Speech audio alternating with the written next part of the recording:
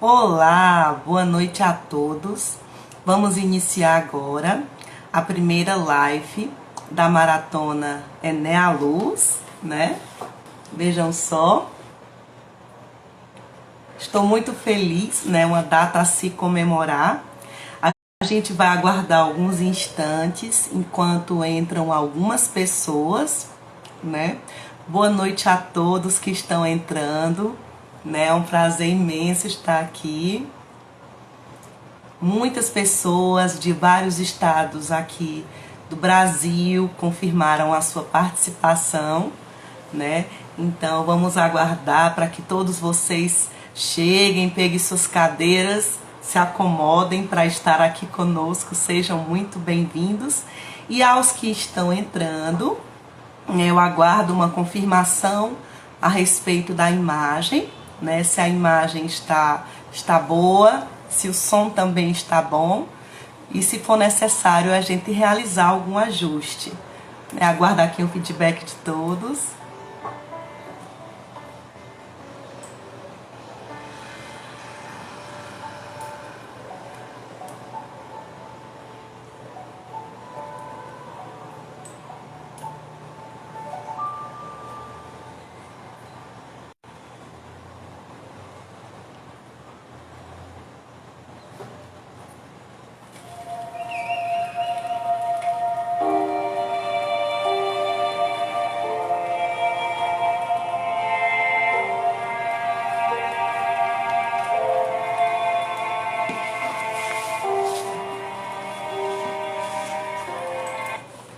Bom, sejam todos bem-vindos.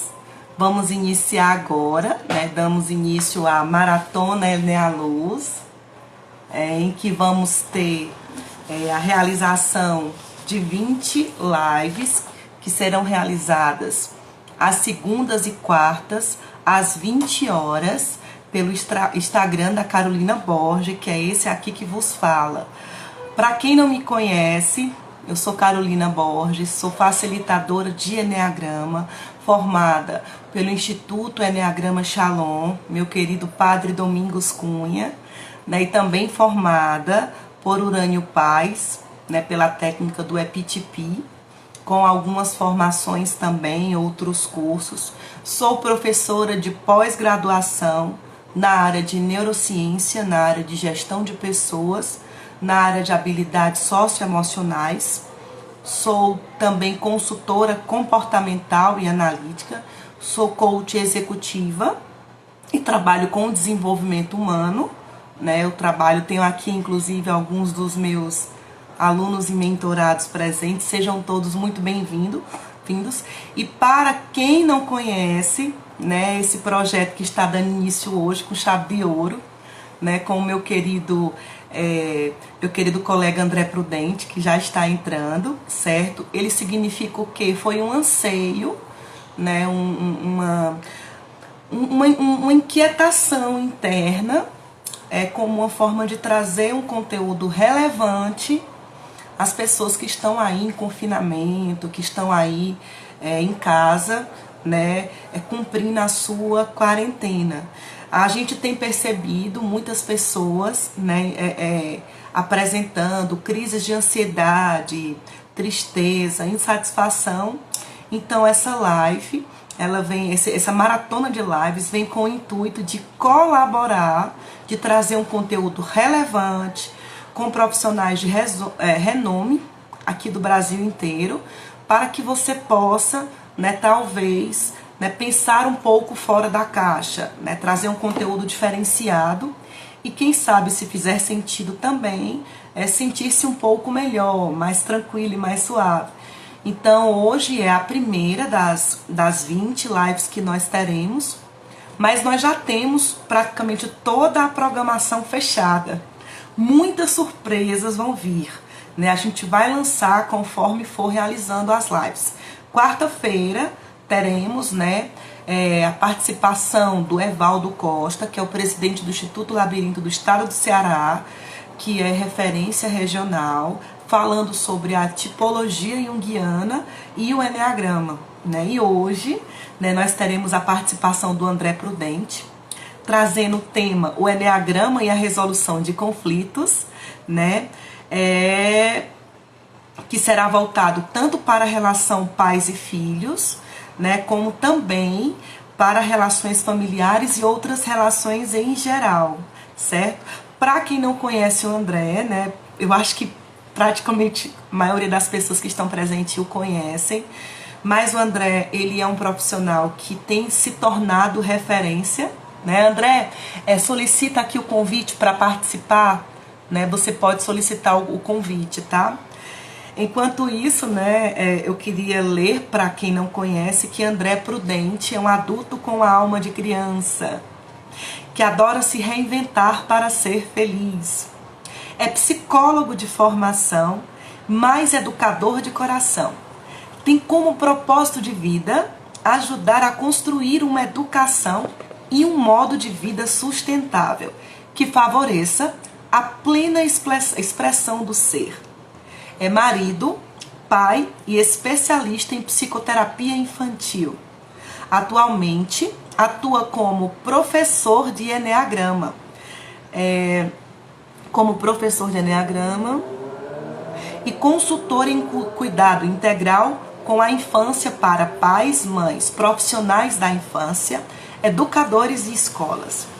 É psicólogo, é mestre em psicologia pela Universidade de São Paulo, USP, é ex-presidente, membro do Conselho de Ética e membro profissional reconhecido e acreditado pela IEA Brasil, que é o Instituto Eneagrama Brasil, né, que regulamenta o exercício profissional dos facilitadores de Eneagrama. É também pesquisador de novas aplicações de Eneagrama, especialmente com seu uso em crianças. É criador da incrível obra, né, 9 Estrelas na Terra, que são 9 histórias infantis inspiradas no Eneagrama, né, que é linda, é belíssima, eu tenho aqui para minha filha. É autor do e-book Inspirações Sabáticas e é também coautor do livro Eneagrama em União e criador e escritor do blog eneagramainfancia.com. Então, gente, André, seja muito bem-vindo. Se você ainda não tem aí seu caderninho, pega um caderninho para anotar, porque ele vai nos presentear com essa temática. Então, faça suas pontuações. Se tiver alguma dúvida ao longo da decorrer da live, nós vamos procurar responder algumas delas, né? E vamos aguardar aqui só uns instantinhos para eu convidá-lo, ok?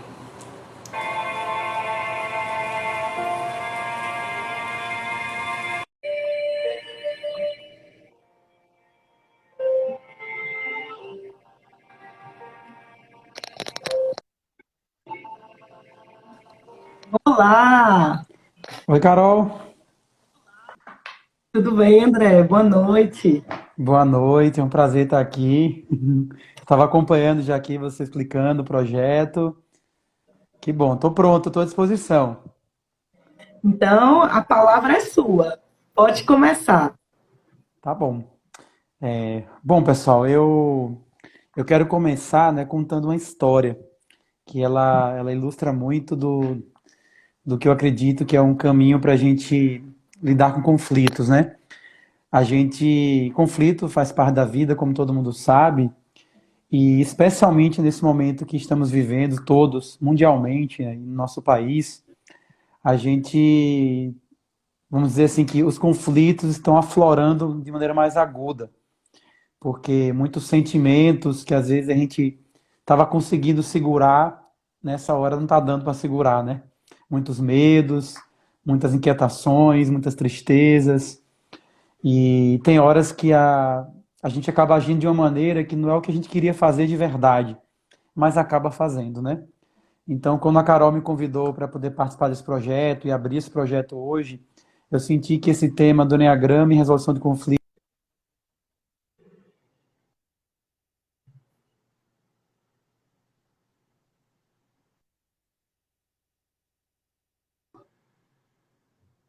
O áudio. Não estou te ouvindo.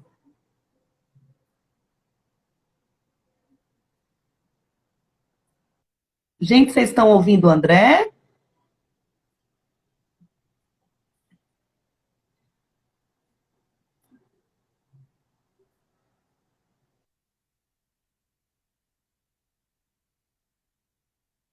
Não.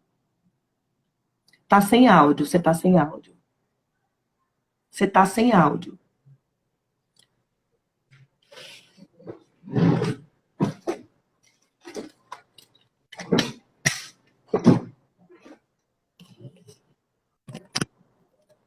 Agora. Fala algo, André. Não, não consigo te ouvir.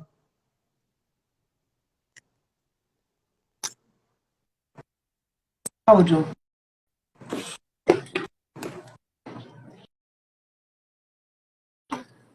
Você não me escuta? Também não me escuta?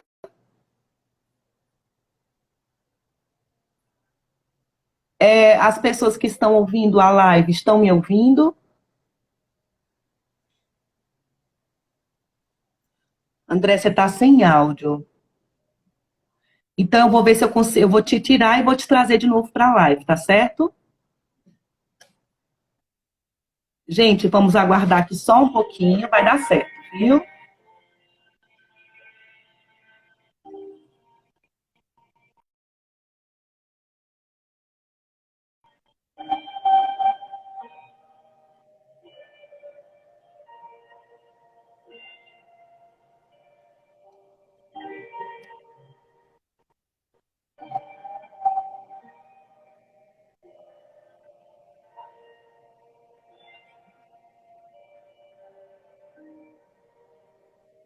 Vai dar certo, gente. Oi, voltando. Deu certo. Deu certo, Deu estão me certo ouvindo, né? agora. Ah, que bom. Já entendemos que se tiver um problema, não sei o que foi, um apagão aqui do áudio, né? Mas agora estão me ouvindo, né?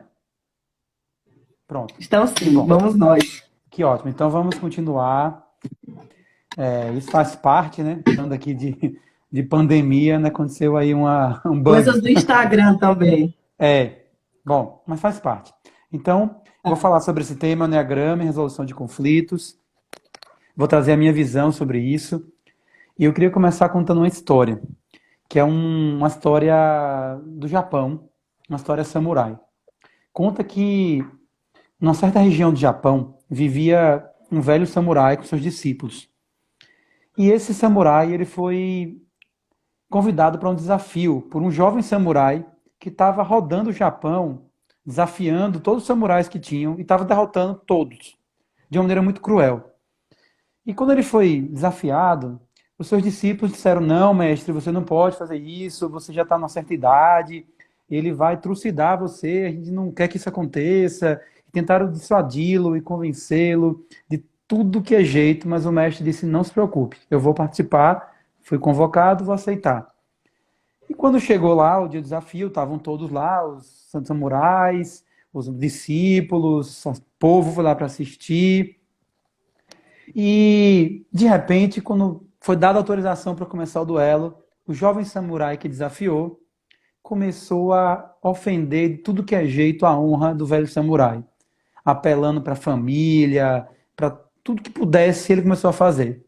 E quando ele começou a fazer isso, os discípulos do mestre começaram a ficar de cabelo em pé, começaram a ficar com raiva, começaram a ficar exaltados, e o mestre, do mesmo jeito que estava, ficou, calmamente olhando para o jovem samurai. Depois de um tempo, esse jovem samurai ofendendo ele, ele simplesmente guardou a sua espada, fez uma reverência para o mestre e foi embora. Quando ele foi embora, os discípulos chegaram: Mestre, como é que você aguentou? Ele ofendeu sua honra, ele te insultou de tudo que é jeito e você não fez nada. O mestre apenas respondeu: Quando alguém te dá um presente e você não aceita, de quem que é o presente? E aí os discípulos entenderam o recado, né? De que o presente voltou para ele e ele entendeu a sabedoria desse mestre. E eu queria começar com essa história, por quê? Porque, porque a gente, né, quando está diante de uma situação de conflito, a gente muitas vezes não consegue ter a sabedoria desse mestre. Muitas vezes, as emoções que a gente está sentindo, elas vão tomando conta da nossa mente e acabam gerando na gente ações que são impulsivas, ações que acabam precipitando e piorando os conflitos. E eu acredito assim que, em última instância, o que a gente precisa cuidar para poder conseguir resolver conflitos não é nem saber as soluções para os conflitos, mas é a gente conseguir estar num tipo de estado interior perante o conflito que permite essa sabedoria, que permite a gente acessar esse estado de consciência, que é um estado de consciência de essência. Eu não sei exatamente quem aqui conhece Enneagrama, quem não conhece, né? Mas provavelmente, mesmo quem não conhece, deve ter olhado pelo menos o cartaz e viu que tinha um símbolo no cartaz, né? Que é um círculo, que tem um triângulo e que tem uma figura de 6 pontas, que a Carol está mostrando aqui, tá? É, e esse símbolo, então, ele é formado por 3 partes. Um, um círculo, tá? Que representa a nossa essência, quem nós realmente somos.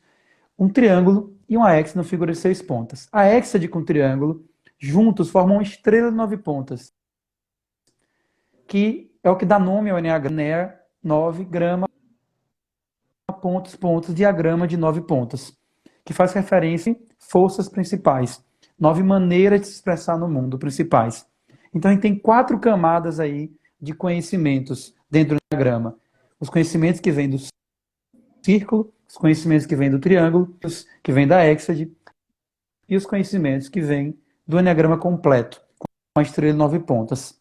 Eu vou procurar conversar um pouquinho sobre essa simbologia e o que é que isso nos conta sobre resolução de conflitos, tá? O círculo, ele representa as...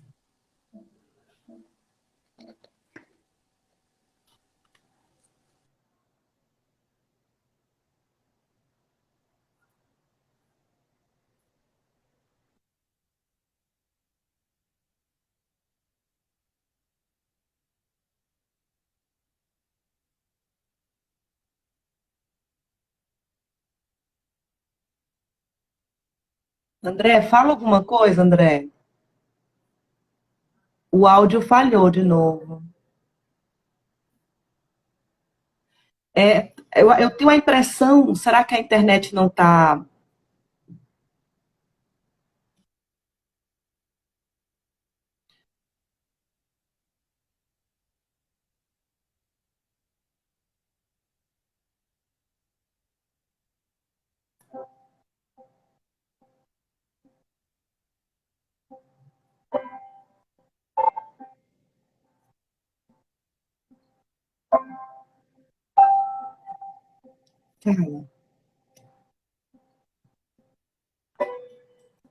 Eu vou fazer o mesmo procedimento, tá certo? Eu vou tirar e vou recolocar, tá bom? Gente, só um pouquinho de paciência, vai dar certo. O Instagram não vai bugar a gente, viu?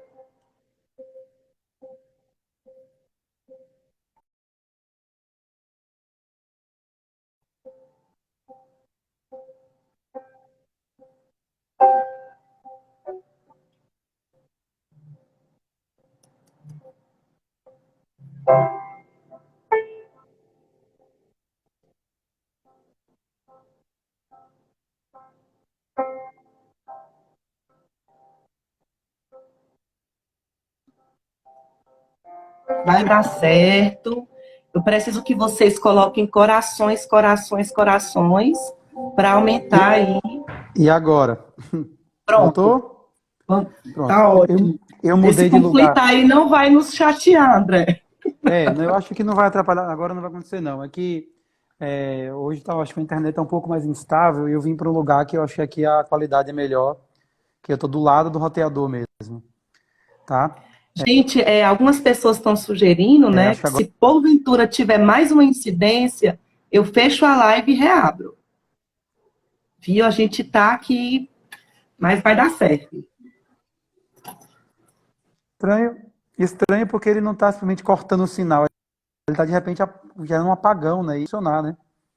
Pode ser um problema do próprio Instagram, talvez. Eu Hum, não conheço muito. Se alguém conhecer, comenta aqui pra gente. é, Não é comum, né? tá, inclusive assim, Enfim, seguimos. testando assim, estão me ouvindo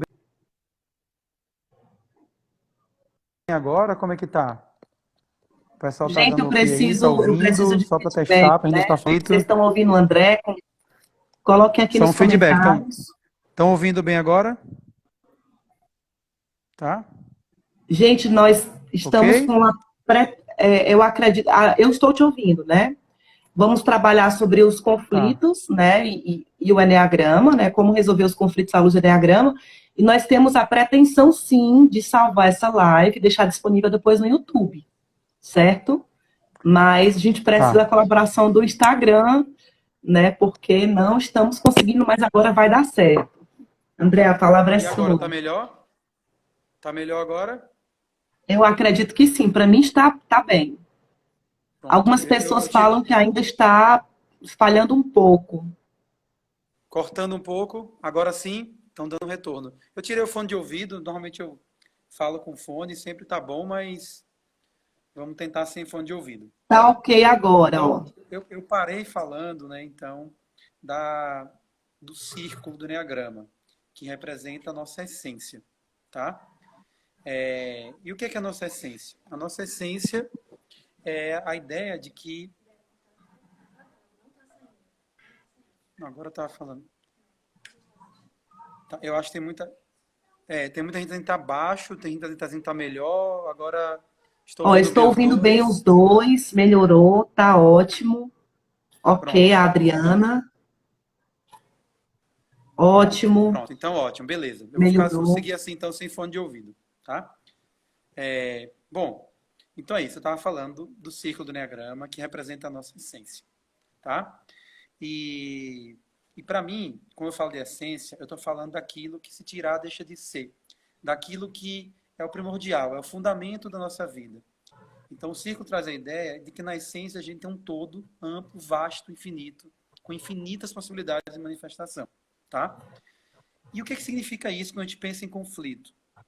Vamos pensar assim, qual que é a essência do conflito? A essência do conflito, para mim, é quando a gente perde a conexão com esse todo. Por quê? Porque quando a gente perde a conexão com todo que a gente começa a ficar preso em partes desse todo. Isso acontece nos 9 traços do Enneagrama, isso acontece nos nossos centros de inteligência que o Enneagrama fala, isso acontece nos instintos que o Enneagrama fala. A gente fica fragmentado, dividido. E essa divisão é que é a chave do conflito. É um conflito que começa primeiro dentro da gente e que se estende para as relações, tá? Então, qual que é a ideia central, tá? Que quando eu perco esse todo que eu sou, que o círculo traz, eu automaticamente eu vou para um processo que é descrito no triângulo do Enneagrama. O triângulo do Enneagrama, ele representa a chamada lei de 3, que é a lei que diz que o todo se integra a partir de uma trindade. E vocês podem ver aí no símbolo que a Carol está mostrando, né, que no triângulo, a gente tem lá em cima no topo o ponto 9 do Enneagrama, do lado direito, geralmente vai ter o ponto 3 do Enneagrama, do lado esquerdo a gente tem o ponto 6 do Enneagrama. Vocês estão vendo ao contrário aí a imagem, tá? Mas o ponto 9, ele representa o nosso centro físico, a nossa dimensão física, que representa o nosso corpo que age no mundo. O centro emocional está representado no ponto 3, que representa o nosso sentir. E o ponto 6 do Enneagrama representa o nosso centro mental. E qual que é a ideia, então, da lei de 3? É a ideia de que sempre, quando a gente manifesta que a gente é no mundo, a gente sai do mundo que é o mundo sutil, abstrato, de potencialidades, que é a essência, e a gente vai para o mundo concreto, da vida material, tá? E a vida material, ela se manifesta, ela é representada pelo centro físico, e o centro mental e emocional, eles vão representar duas grandes polaridades que a gente tem, que é o sentir e o pensar. Se a gente for olhar para a nossa história ocidental, especialmente, a história filosófica, qualquer pessoa que fez faculdade, teve uma matéria de introdução à filosofia, você vai ver que você vai estudar uma série de abordagens, leituras filosóficas, aonde você trabalha com a ideia do conflito entre a razão e a emoção. Isso é um conflito básico, razão e emoção, masculino e feminino. E quando a gente está falando dessas questões, a gente está falando basicamente de polaridades. que não só existe entre emoção e razão, entre o masculino e o feminino, entre homem e mulher. É uma polaridade que existe o tempo todo na vida. Porque esse mundo que a gente vive é um mundo de polaridades. Onde a gente tem um dia e uma noite, onde tem um claro e um escuro, onde tem um preto e o branco, né? E qual que é a questão central que o Enneagrama mostra aqui? Que toda vez que a gente fica nas polaridades, a gente fica preso nos conflitos. Toda vez que a gente vai além da polaridade, a gente pode aprender com o conflito e transcender e crescer. Então vamos pegar e analisar esse conflito básico entre emoção e razão. O que acontece aqui? Eu costumo falar que a gente tem 3 perguntas dentro da gente que podem nos ajudar a responder e lidar com escolhas e desafios. A primeira pergunta é o que eu quero, tá? O que eu quero? O que eu quero fazer, o que eu não quero fazer? A segunda pergunta é o que eu devo ou não devo fazer. A primeira pergunta ela fala do nosso desejo, daquilo que a gente está sentindo vontade de fazer. A segunda pergunta ela fala da nossa consciência moral, o que é certo ou não é certo fazer. E muitas vezes a gente está brigando entre isso, entre aquilo que a gente está com vontade de fazer e aquilo que a gente acha que é certo ou não fazer. E esse conflito, ele muitas vezes a gente vai para um lado ou vai para o outro. E até decidir é comum ter muito desgaste. E eu falo que tem uma terceira pergunta, que é o que eu sinto que eu devo fazer. O que essa pergunta faz? Ela tira a gente tanto de ficar na polaridade da emoção, quanto na polaridade da consciência moral. E faz a gente ir para ouvir de verdade aquilo que a nossa consciência, que o nosso ser, que a nossa essência mostra que naquele aqui agora é o melhor a ser feito.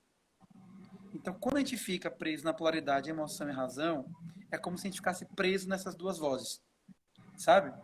Eu vou fazer o que eu sinto aqui, o que a minha emoção está dizendo, o meu coração está dizendo esse sentido de emoção, ou eu vou fazer o que a minha razão, que eu analisei, ponderei, pensei, está dizendo que eu devo fazer. E nem sempre é uma coisa nem outra. Às vezes até uma terceira coisa. Então, qual que é a ideia? A ideia é que o conflito ele interno, a base dele tem a ver com isso, com o sentir e o pensar. Por quê? Porque quando a gente fica na emoção demais, ou no pensar demais, a gente desconecta do aqui e agora, do estado de presença, que é representado pelo ponto 9 do Enneagrama, que é o ponto que está no topo do Enneagrama, que é o ponto que representa o centro físico. A gente pode ver que a emoção e o pensamento, eles flutuam o tempo inteiro, entre o presente, o passado e o futuro. Uma hora você está pensando no que você está fazendo aqui agora, daqui a pouco você lembra de uma coisa que você fez mais cedo, em outro momento da sua vida, em outro momento você está pensando no que você vai fazer lá depois. Então a mente flutua. E a depender para onde a mente flutua, a nossa emoção flutua junto.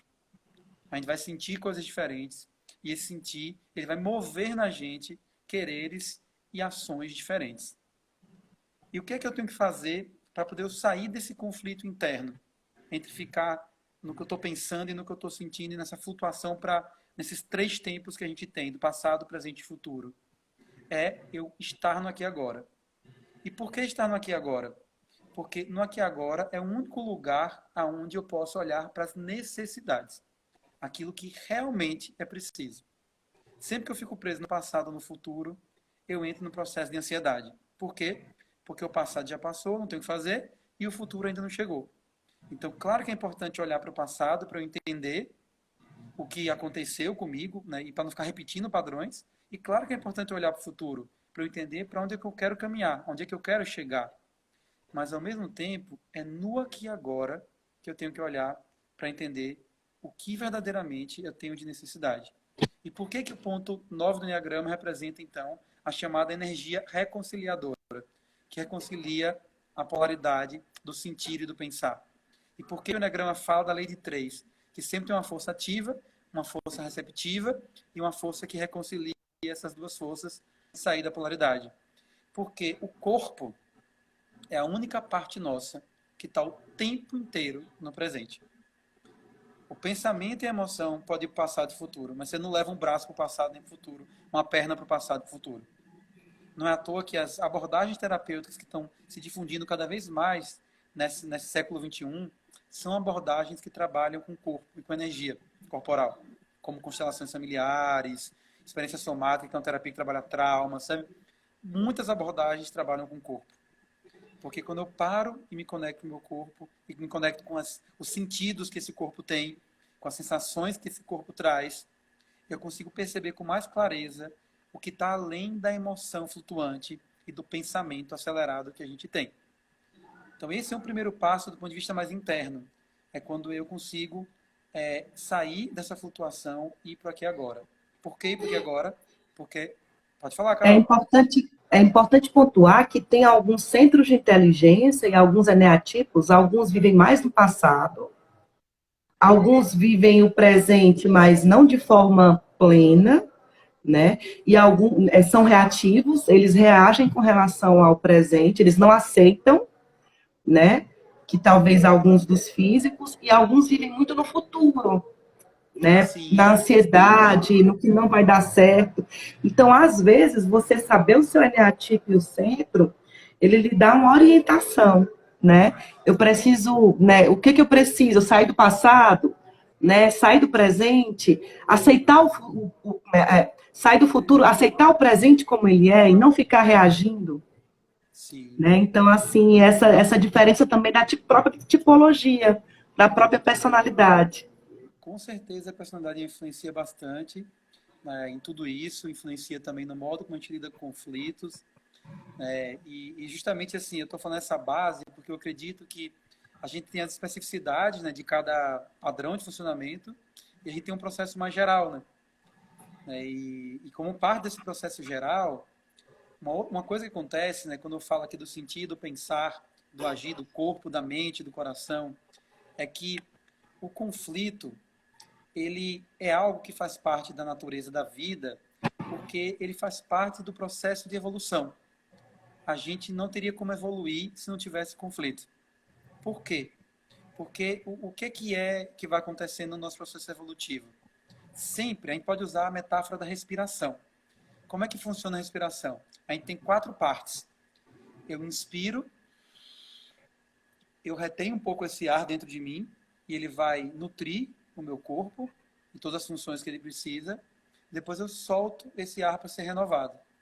Só que para eu poder inspirar novamente, esse ar vai ter que sair completamente. E quando esse ar sai, fica um vazio por um tempo, que é o espaço que foi aberto para um novo chegar, um novo ar, para uma nova inspiração. Então, respiração vem de entrar, entre, e espírito, que é o sopro vital, no latim. Então, respiração é a entrada e saída do sopro vital, do espírito que me faz estar vivo, né? E então, o que é que isso tem a ver com um conflito, né? E com o processo de evolução? É que o tempo todo na vida tem alguma necessidade que surge. E diante dessa necessidade, a gente acaba trazendo algo para poder lidar com essa necessidade e atender isso. Então, a gente inspira algo. Vem algo, chega. E esse algo vai ficar na nossa vida por um tempo. Isso vale para tudo. Pode ser um sentimento, pode ser uma crença, pode ser um relacionamento, pode ser um trabalho, pode ser tudo mesmo. Então, esse algo fica por um tempo, nutre a nossa vida. Só que chega uma hora que isso precisa se transformar e sair. Pelo menos sair do jeito que ele está. E é a hora que a gente vai expirar. E toda vez que a gente deixa morrer algo, a gente vai ficar um pouco no vazio. E desse vazio vem o novo. O que acontece com a gente? É que aquilo que a gente inspira e que a gente instituiu na nossa vida, que está aqui agora, o ar que está aqui, né? É uma ordem que a gente constrói. Eu construo um pensamento, eu construo uma ideia, eu construo todo um processo. Então, quando um exemplo de relação, quando eu me apaixono e namoro com uma pessoa, eu vou construir uma relação com aquela pessoa. E aquela relação vai ter uma certa ordem de funcionamento. Quando eu tenho filhos, eu também construo uma ordem para lidar com essas crianças que estão aqui na minha casa, né? Então, isso no trabalho é a mesma coisa. Existem ordens acontecendo. São organizações. Ordem nada mais é do que uma organização. Uma organização que é de uma determinada maneira. Os 9 traços do Enneagrama são organizações também, do eu. Então, tudo tem uma ordem. E a ordem e a organização de algo faz parte do mundo que a gente vive, que é o mundo das formas. Então, eu tenho uma ordem. Construí, criei essa ordem. Isso foi criado na vida por mim. Uma hora, essa ordem já não serve mais para atender a necessidade que eu tenho de educar meus filhos, não serve para atender a necessidade que a minha relação de casal está tendo, não serve para atender as demandas do meu trabalho. E aí o que acontece? A nossa tendência é que a gente se apega às ordens que a gente constrói, mesmo quando elas não estão funcionando, porque a gente tem muito medo de largar essa ordem. Então o que a gente fica tentando fazer? Tentando manter a ordem. E por que a gente tenta manter a ordem tanto? E por que a gente tem tanto medo de abandonar a ordem? Porque para a ordem ser reconstruída, a gente vai ter que soltar ela. E quando a gente solta e que ela desconstrói, o que é que fica? O caos. Vem o caos. E o que o caos é? O caos, no fundo, o caos é uma quebra da ordem que precisa ser feita para ter essa reconstrução. É um momento onde eu não sei ainda exatamente como as coisas vão se organizar de novo. Como é que as coisas vão ser. E que parece que ficam várias coisas acontecendo dentro de mim aqui, misturadas. O velho, um novo que está querendo vir e que eu ainda não sei o que é, e fica tudo isso aqui dentro de mim. Então, esse caos, se eu me permitir deixar morrer a ordem, ele vai gerar um vazio aqui dentro de mim que vai me deixar receptivo para a nova ordem chegar. Mas se eu brigar com esse caos que está chegando, se eu não aceitar esse caos que está chegando, se eu quiser manter a ordem que eu construí, para as coisas continuarem sendo do jeito que são, duas coisas acontecem. Primeiro, vou sofrer bastante, porque não tem como evitar a morte do que tem que morrer. Apenas eu posso prolongar o processo de morte. Então, muito do nosso sofrimento, diante dos conflitos externos e internos, é porque a gente está precisando deixar morrer alguma ordem, alguma construção, algum padrão que a gente construiu e que não está deixando morrer. Muito é isso. Então, Perfeito. como é que eu reconcilio o conflito?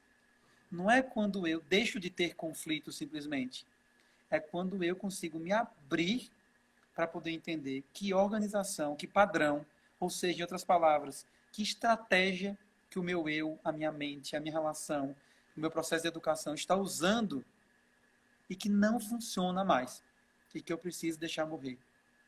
E como é que eu lido com esse caos que fica quando eu deixo morrer isso? E por isso que eu associo... Pode falar, Carol.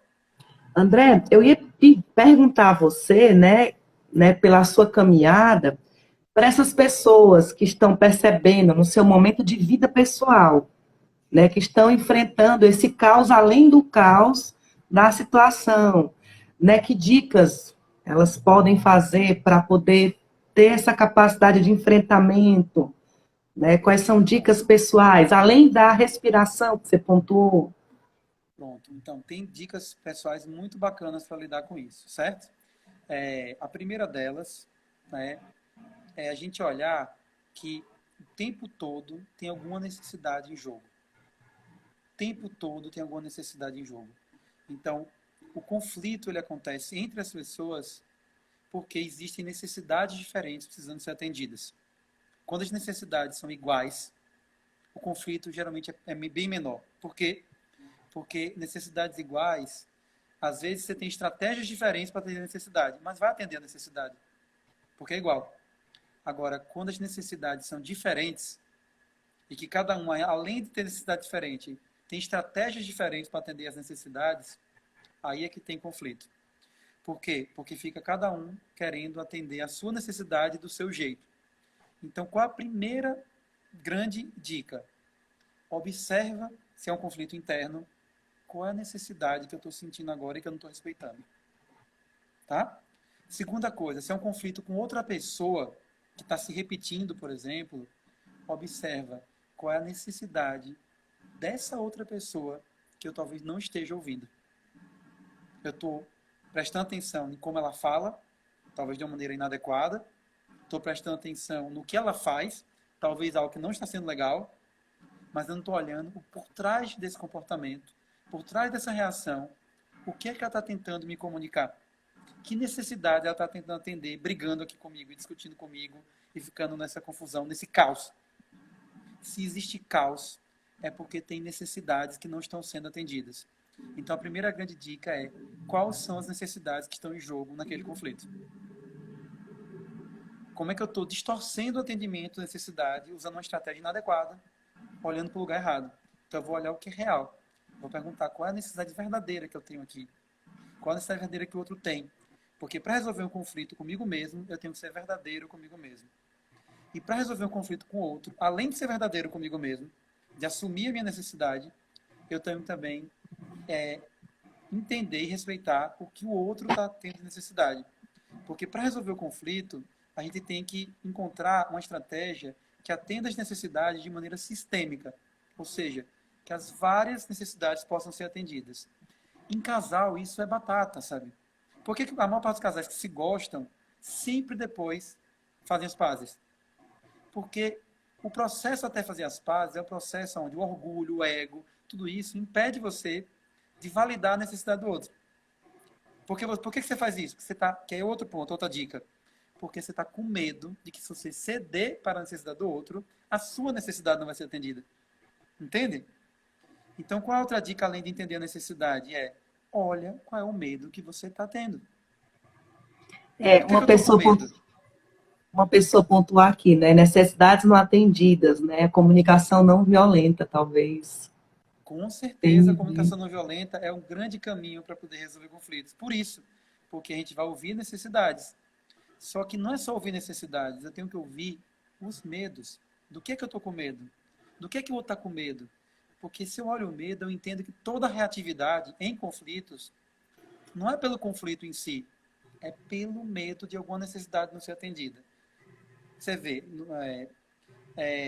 aí que é outra dica, tá? Então, necessidade, quais são as necessidades reais? Como eu atendo necessidades de maneira sistêmica? A outra, quais são os medos? Junto com os medos vem outra coisa. Porque mesmo eu reconhecendo as necessidades, porque mesmo reconhecendo que é medo, eu ainda assim continuo reagindo de maneira defensiva. Porque tem crenças que me impedem de mudar meu comportamento. Então, observa quais são as vozes que estão falando dentro de você nessa hora.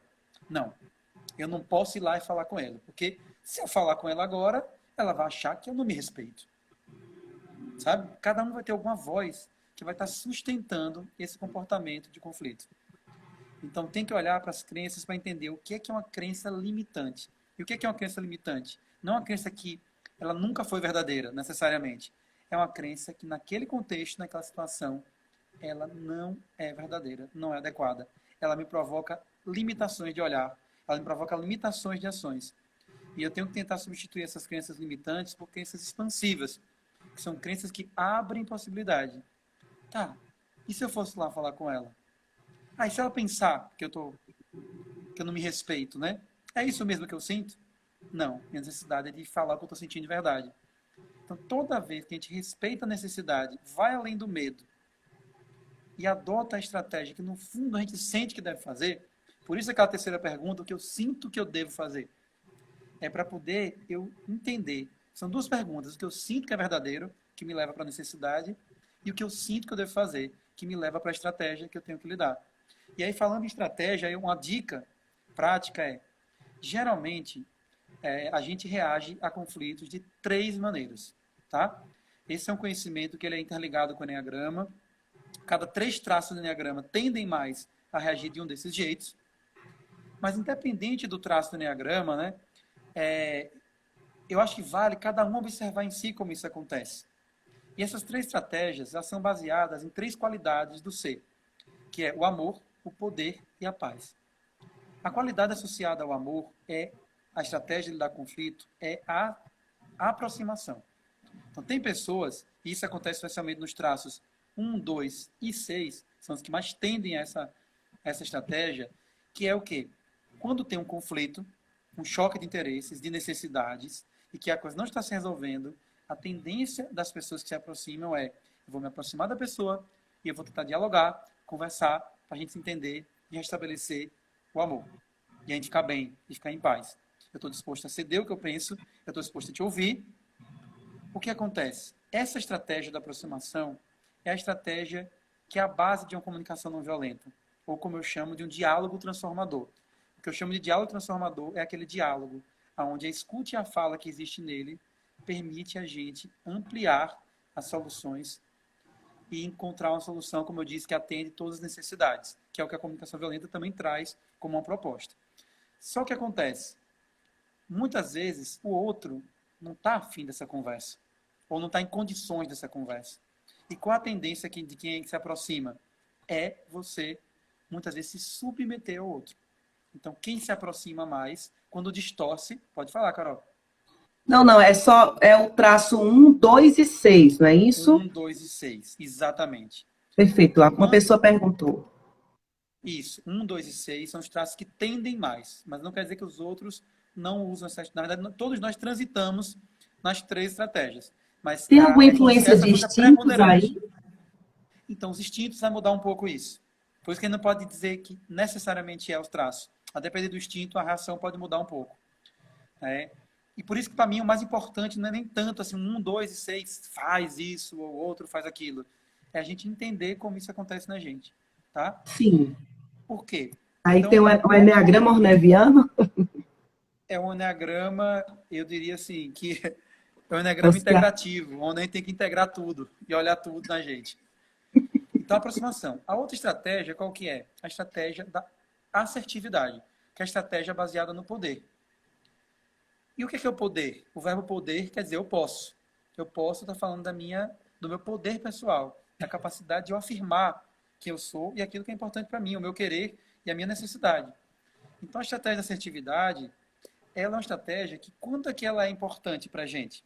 Ela é importante quando, no conflito, a outra parte está invadindo o meu espaço, desrespeitando a minha necessidade, quem eu sou, e eu tento me aproximar, dialogar e não consigo. Então, às vezes, eu preciso ser assertivo, eu preciso me posicionar, me colocar e dizer, ó, chega, não vou conversar com você assim. Agora parou, não vou te ouvir mais. Vá lá para o seu quarto, depois a gente conversa. Ou então, vou sair daqui agora, mais tarde a gente conversa, no caso de um casal. Às vezes a gente precisa ser firme e se posicionar e se colocar, não com grosseria, não com violência, mas com assertividade. Aí quais são os eneatipos? Os eneatipos que tendem mais a isso é o 3, o 7 e o 8. O 3, o 7 e o 8 tendem mais para a estratégia da assertividade e por isso também são os que mais distorcem essa estratégia. E como é que a assertividade distorce? Virando agressividade. Na exaltação de me fazer ser respeitado, muitas vezes eu vou acabar sendo agressivo, violento e grosseiro. Impositivo. E a terceira estratégia, a estratégia que está nos traços 5, 4 e 9, predominantemente, é a estratégia do retraimento, que é baseada na qualidade da paz. Tá? Então, qual que é essa estratégia? É que, diante do conflito, a minha tendência é eu dar um passo para trás. E dizer, opa, vou me quietar, vou me calar, para poder primeiro entender o que está acontecendo, observar e só depois fazer. É melhor ficar quieto, senão o conflito vai piorar. Então, qual é a intenção disso? De gerar paz. Eu não quero que o conflito aumente.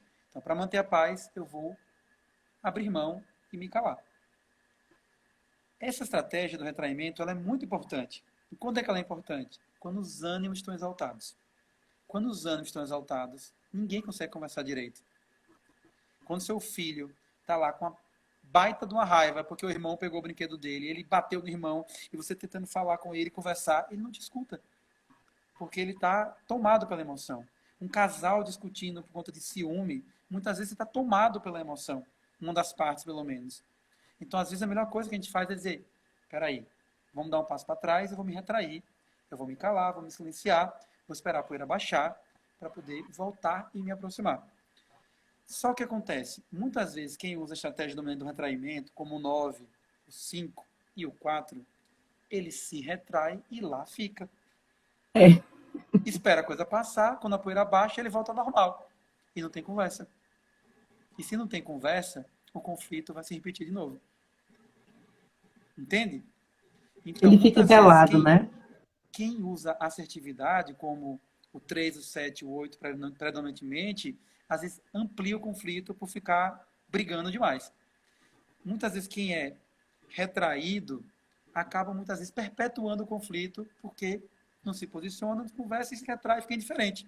Então o retraimento às vezes vira indiferença. O outro sente que a pessoa parou a pensar, não pensou, deixou para lá. esqueceu do assunto. E aí qual que é a sensação que dá? Quando alguém tenta impor o seu ponto de vista, você se sente respeitado. Quando alguém fica lá indiferente e não volta para conversar, e você sentia que era importante conversar, você também se sente desrespeitado nas suas necessidades. E quando alguém também, você está dizendo, eu não quero conversar agora, e o outro fica insistindo para conversar e se aproximar, que é a estratégia da submissão, quando você sai, você também se sente desrespeitado. Então, qual que é a ideia? A ideia é a gente olhar para essas 3 estratégias de lidar com o conflito e entender elas para que a gente saiba qual é a mais adequada de usar em cada momento. E, da minha perspectiva, qual que é a ideia adequada? Sempre eu preciso voltar para a aproximação. Porque a aproximação quer dizer, eu vou me abrir para dialogar e para restabelecer o amor. Mas quando os ânimos estão exaltados, eu preciso de paz. Então eu preciso, às vezes, me retrair um pouco, para depois voltar e me aproximar. Quando eu estou sendo muito desrespeitado, eu preciso estabelecer um limite. Então eu preciso ser mais assertivo e usar o meu poder para isso. Dizer, opa, chega. Então essas 3 estratégias, elas ajudam muito no dia a dia a gente entender como lidar com conflitos. Porque se a gente entender qual é a nossa estratégia dominante e aquelas que a gente usa menos, a gente pode começar a usar as 3 na hora certa, do jeito certo. Para quê? Para que a gente possa sair do caos, tá? Restabelecer uma nova ordem, e uma nova ordem que seja mais ampla do que a ordem anterior. Porque esse que é o processo evolutivo. Essa que é a questão do conflito. O conflito vem para que a ordem seja cada vez maior, melhor, mais ampla, mais próxima do que a essência, que é esse todo vasto e infinito. Né? Isso tem a ver com a evolução de consciência mesmo. A gente sai, quando a gente nasce, de um nível que a gente chama de subconsciência, onde é um nível pré-ego, que ainda não tem nem ego, nem personalidade, nem ego corporal, nem ego emocional, nem ego intelectual. A gente vai para um estado que geralmente é mais perto da pré-adolescência, adolescência, onde a gente começa a desenvolver autoconsciência e começa a perceber que a gente é um ser que pensa, que sente, que age de maneira diferente, que a gente é separado dos outros. E esse é o momento de formação da personalidade, né? Onde eu me vejo numa personalidade, só que a gente precisa caminhar para além do ego, para além da personalidade, para um estado que o pensador Ken Wilber chama de superconsciência, que é o estado de essência, que é o estado de ser, que é o estado de união, que é o estado onde a gente lembra de que não é fundir com o outro, não é também ficar separado do outro. É a gente entender que tem muito mais coisas do que nos une do que nos separa. Não é à toa que eu falo que o Enneagrama inteiro ele representa a lei da unidade na diversidade. E que o diferente é aquele que me mostra uma parte de mim mesmo que eu ainda não trabalhei e descobri em mim. Então o conflito é uma oportunidade para isso. André, eu tô assim, constrangida de falar isso, né? Mas nós temos 7 minutos, o Instagram vai derrubar a gente, né? Ele é implacável, não tem outra opção. Nossa, eu tô encantada com o que você está me dizendo, né? A gente tem um grupo de estudo, né? Amigos e o André nos agraciou com um treinamento, né, muito especial sobre os guerreiros da luz, a luz do Enneagrama, em sua terra natal, num local especial, muito sugestivo. E sempre que a gente pode te ouvir, André, é incrível, né? A gente vê aqui os comentários, né? O quanto você é um ser de luz, realmente, né? O quanto você consegue, né, entender e trazer isso de uma forma tão simples, tão didática, tão genuína. Eu vou te pedir, né? Eu vou pedir às pessoas que estão assistindo a live, eu vou pedir que você faça o fechamento. A gente tem 6 minutos, tá? Eu vou deixar a live gravada para que as pessoas tenham a oportunidade de ouvir o que você falou. Eu mesmo vou ouvir de novo, anotando tudo. Porque eu estou aqui inquieta porque eu não estou anotando, né? Muita coisa bacana, né? Eu só tenho a te agradecer. E eu também quero pedir às pessoas, né? Para antes da gente fechar, a gente fazer um print, né, para que todos que estão aqui, a gente teve picos de até 88, 90 pessoas online, que possam compartilhar esse print, marcando o Instagram do André, que é prudente_André, e o Instagram também do Instituto Luz, né, que é em Luz DH, e possam estar veiculando, chamando as pessoas para que possam ouvir as próximas lives, que tem live quarta-feira de novo. Então, André, Fecha aí pra gente. Eu acho que não tem como fechar, né? Mas quais são as Não, tem como considerações que você fechar. tem a Tudo nos que trazer? é o que eu falei, tudo que começa tem meio, tem fim, tem que morrer uma hora para um novo nascer. Então, eu queria agradecer o convite, Carol, um grande prazer, né? Algumas pessoas estavam me pedindo que eu fizesse lives e eu sou um pouco assim, não sou tanto de ficar em redes sociais, né? Eu sou mais de usar o WhatsApp e os cursos que eu faço, né? Mas foi muito bom estar aqui, é muito bom saber que estou falando para pessoas que eu posso ajudar com o que eu estou trazendo, tá? Então, eu quero agradecer a todos. Eu queria só dizer assim, então, que quem se interessar, segue lá o meu Instagram, né? Prudente_André. Dá uma olhada lá e segue lá o meu blog, enneagramainfancia.com. Eu sempre posto todos os meus cursos. Estou agora postando também uma série que eu comecei de poesias, né, que chama Inspirações Poéticas, que eu vou publicar todo domingo. E agora eu vou ter 2 cursos que eu vou estar fazendo agora, que começa semana que vem, que é um aprofundamento para quem já conhece o Enneagrama, que é as 9 forças do ser. E tem mais uma turma do Edux, que é o Educando Crianças com Enneagrama. Então, quem se interessar, entre em contato lá comigo, tá? E eu queria fechar com uma frase do Bob Marley que eu gosto muito e que tem tudo a ver com isso. Que ele diz assim: enquanto a cor dos olhos, enquanto a cor da pele for mais importante do que o brilho nos olhos, haverá guerras. Então, para a gente resolver os conflitos, no fundo, a gente tem que valorizar primeiro o brilho nos olhos e não a cor da pele. Assim a gente vai reunir e fazer o que os discípulos do Paulo Freire disseram: se correr, o bicho pega, se ficar, o bicho come. Mas se juntar, o bicho foge. Muito obrigado. André, peraí, ó. André, eu sei que você não é muito de redes sociais, mas vamos se ajeitar aqui, gente. Fazer um print agora, né? Fazer um print, compartilhar, chamar outras pessoas também para estarem ouvindo essas palavras, né, conosco. André, mais uma vez, gratidão imensa por tudo que você nos agraciou. Né? Estão pedindo uma segunda live, eu acho que a gente vai ter que conversar em breve. Gente, a gente vai encerrar agora a live, espero que vocês tenham gostado, né, tenham contribuído. E quarta-feira, às 8 horas, com tipologia junguiana, né, e o Enneagrama. André, até breve, gente, boa noite. Um grande prazer, Carol, mais uma vez. Um prazer imenso. Até mais. Tchau, tchau. Tchau, tchau.